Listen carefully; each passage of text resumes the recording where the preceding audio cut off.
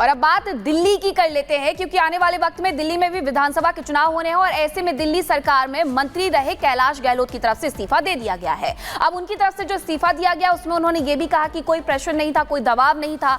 BJP के दफ्तर पहुंचे, पार्टी दफ्तर में जाकर के सदस्यता हासिल की और साथ ही साथ इस दौरान उनके साथ केंद्रीय मंत्री मनोहर लाल खट्टर और जो अनिल बलूनी है वो भी मौजूद रहे। क्या कुछ कहा और इस दौरान क्या कुछ हुआ, इस रिपोर्ट में आपको दिखाते हैं।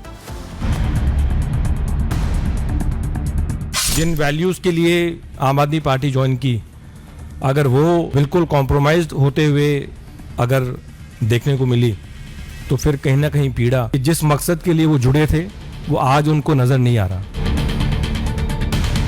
अरविंद केजरीवाल जी और 40 साथी ऐसे और होंगे जिन्होंने ऊपर से लेकर नीचे तक भ्रष्टाचार और केवल भ्रष्टाचार ही किया।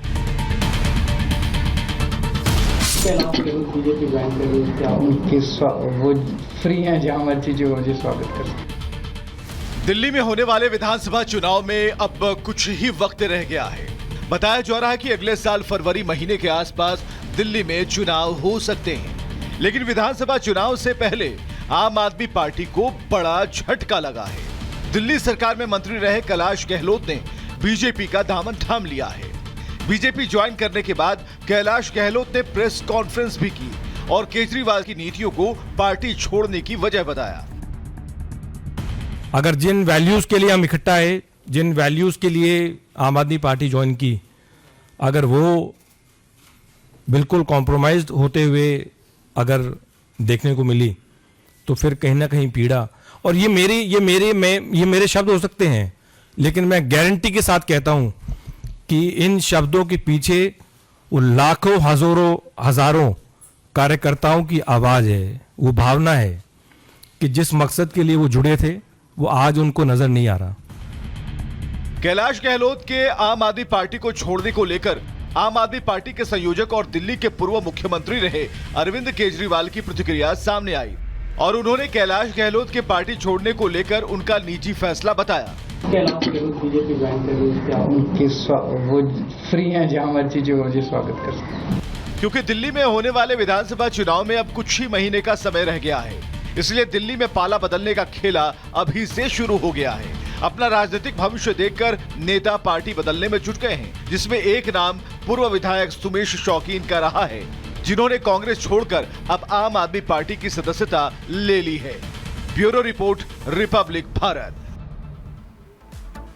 और चलिए अब बात करते हैं उस प्रदूषित हवा की, जो सबकी जिंदगी पर किस तरह से क्या भारी पड़ती नजर आ रही है। क्योंकि आप अपने घर से निकलेंगे तो सिर्फ और सिर्फ अपने आसपास क्या देखेंगे, वो स्मॉग देखेंगे, जिसमें आपको सांस लेना अब आप एक तरह से कहें मजबूरी सा बन चुका है। आसमान साफ नहीं है, हर किसी के घर में सिर्फ और सिर्फ एक ही बात हो रही है कि आखिर कब तक दिल्ली यूं ही गैस चैम्बर बनी रहेगी।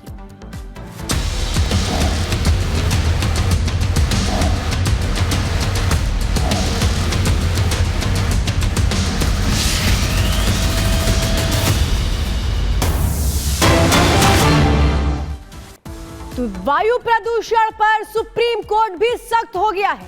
सुप्रीम कोर्ट ने साफ तौर पे कहा है कि ग्रेड 4 को लागू रखिए, उसे हटा नहीं सकते हैं। जिस तरह की इस वक्त एयर क्वालिटी देखने को मिल रही है वो सभी के लिए हानिकारक है। सुप्रीम कोर्ट सख्त है और साफ तौर पे कहा है कि 12th तक की जो क्लासेस है वो ऑनलाइन चलेंगी और अब सीधा जिम्मेदारी राज्य सरकारों की भी है। हलफनामा देने के लिए कहा है सुप्रीम कोर्ट ने राज्य सरकारों से कि प्रदूषण को कम करने के लिए, एयर क्वालिटी को ठीक करने के लिए आखिर क्या कुछ कदम उठाए जा रहे हैं। अखिलेश राय हमारे साथ सीधे इस वक्त जुड़ चुके हैं। अखिलेश, सुप्रीम कोर्ट भी सख्त है और हर साल सुप्रीम कोर्ट सख्त होता है, लेकिन समाधान क्या? देखिए, साफ तौर पे समाधान निकालने की कोशिश कर रहा है सुप्रीम कोर्ट और ये साफ कर दिया है कि ग्रेड 4 अगर 400 से AQI नीचे भी जाता है तो बिना कोर्ट की इजाजत के उसे हटाया नहीं जाएगा और जब कोर्ट इजाजत देगा उसके बाद ही हटाया जाएगा। साथ में सभी राज्यों से कहा है कि वो हलफनामा दाखिल कर ये बताएं कि ग्रेड 4 लागू होने के बाद जिन कंडीशंस को अप्लाई किया जाता है उस पर कितनी सख्ती से काम किया जा रहा है। सरकारों को इस बात को लेकर फटकार लगाई कि आखिर ग्रेड 4 लागू करने में देरी देरी क्यों हुई, ग्रैब 3 लागू करने में भी देरी की गई, इसको लेकर कोर्ट ने नाराजगी जताई और साफ तौर पे कहा कि इस देश में रहने वाले हर इंसान का मौलिक अधिकार है कि वो स्वच्छ वातावरण में रहे और इस वातावरण को मुहैया कराने का काम सरकारों का होता है और सरकार इसमें नाकामयाब दिख रही है।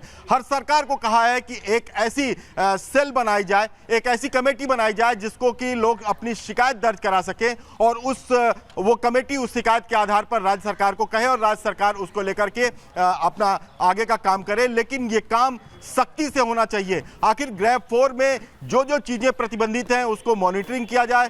कोर्ट ने यह भी पूछा कि ट्रकों को कैसे मॉनिटरिंग करेंगे कि किसमें एसेंशियल कम्युनिटीज के सामान जा रहे हैं, नहीं जा रहे हैं। ये सारी चीजें हलफनामे के जरिए बताना है कि आखिर वो कितने तत्पर है इस मामले को लेकर। पानी का छिड़काव होना चाहिए। बिल्कुल अखिलेश जी, और जहां ग्रैब 2 से ये सब कुछ शुरू हुआ था, ग्रैब 1, 2 और अब सीधे 4 तक जा पहुंचा, यानी आप समझ सकते हैं कि दिल्ली किस तरीके से गैस चैम्बर इस दौरान बन गई है। सुप्रीम कोर्ट आदेश पर आदेश जारी कर रही है, लेकिन दूसरी तरफ सरकार आंख कान नाक मुंह सब बंद करके बैठी हुई है। लोग परेशान हो रहे हैं, जीना दुश्वार हो गया है। AQI का लेवल 500 पार पहुंच गया है। अब इसे लेकर के सियासी उठापटक भी बहुत हो रही है। किसकी तरफ से क्या कुछ कहा जा रहा है इस रिपोर्ट में देखिए।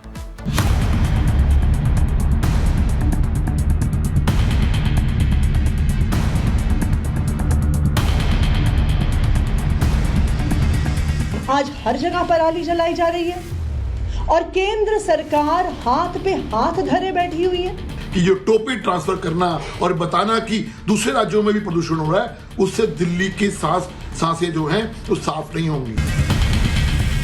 घुट रहा दम, सीने में दर्द, आंखों में जलन, हर साल की कहानी, गैस चैम्बर फिर बनी राजधानी। दिल्ली में एक बार फिर से लगा सांसों पर लॉकडाउन। देश की राजधानी एक बार फिर से प्रदूषण की गंभीर बीमारी से ग्रसित नजर आ रही है। बुजुर्ग सांस नहीं ले पा रहे हैं, हॉस्पिटल में एडमिट हो रहे हैं। बच्चे सांस नहीं ले पा रहे हैं। छोटे छोटे बच्चों को सांस लेने के लिए स्टेरॉइड्स की जरूरत पड़ रही है, इनहेलर की जरूरत पड़ रही है। क्यों? इसलिए क्योंकि देश भर में पराली जल रही है। गैस का चैम्बर बनी दिल्ली को लेकर सुप्रीम कोर्ट में सुनवाई हुई। कोर्ट ने बढ़ते प्रदूषण को लेकर दिल्ली सरकार को जमकर फटकार लगाई और पूछा, ग्रैब 3 लागू करने में देरी क्यों की गई? आपने प्रदूषण कम करने को लेकर क्या एक्शन लिया? स्थिति गंभीर है, रोकथाम के लिए योजना क्या बनाई है? एक तरफ देश की सर्वोच्च अदालत दिल्ली सरकार को फटकार लगा रही है, तो दूसरी तरफ इस मामले में सियासत भी चरम पर है। आम आदमी पार्टी और अरविंद केजरीवाल के निकम्मेपन के कारण से आज दिल्ली को ये दिन देखना पड़ रहा है जब दिल्ली सारी जहरीली धुएं में, जहरीली सांसों में तब्दील हो गई है। ये बहुत ही खतरनाक मौका है जब इतनी जहरीली हवा में वो लोग जाएंगे अपने काम पर, लेकिन दिल्ली क्या करे, दिल्ली मजबूर है। 10 सालों में प्रदूषण को लेकर के कोई भी ठोस कदम नहीं उठाया गया। दिल्ली सरकार ये तो मान रही है कि प्रदूषण की स्थिति गंभीर है, लेकिन वो पंजाब को छोड़ हरियाणा, राजस्थान और मध्य प्रदेश में जल रही पराली को एक बार फिर से इसके लिए जिम्मेदार बता रही है, जिस पर बीजेपी पलटवार कर रही है। पंजाब, हरियाणा, मध्य प्रदेश, उत्तर प्रदेश, राजस्थान, आज हर जगह पराली जलाई जा रही है और केंद्र सरकार हाथ पे हाथ धरे बैठी हुई है। आज पूरे नॉर्थ इंडिया को एक मेडिकल इमरजेंसी में धकेल दिया गया है और दिल्ली में जो हालत है वो बद से बदतर है। लोग सांस की बीमारी से ग्रस्त हो रहे हैं, खांसी जुकाम सबको है। लेकिन दिल्ली की सरकार पिछले 10 सालों में जिस तरह का शासन चला रही है उसका खामियाजा दिल्ली की जनता को भुगतना पड़ रहा है। अगर दिल्ली में पोल्यूशन कम नहीं हो रहा तो प्रतिबंध से पोल्यूशन कम नहीं होगा। आपको डस्ट कंट्रोल करना पड़ेगा, आपको पंजाब की पराली का धुआं रोकना पड़ेगा, जिसके बारे में आप बात नहीं कर रहे हैं। आप लगाते रहिए प्रतिबंध, जनता तो मजबूर है कि वो आपके प्रतिबंध झेलेगी, लेकिन दिल्ली में पोल्यूशन की ये हालत आपके नकारेपन और निकम्मेपन के कारण है, जिसका खामियाजा दिल्ली की जनता को भुगतना पड़ रहा है। दिल्ली की सांस में घुला जहर कैसे साफ होगा, इसका जवाब तो फिलहाल किसी के पास नहीं है, लेकिन वार पलटवार और राजनीतिक दोषारोपण का खेल जारी है। Bureau report, Republic Bharat.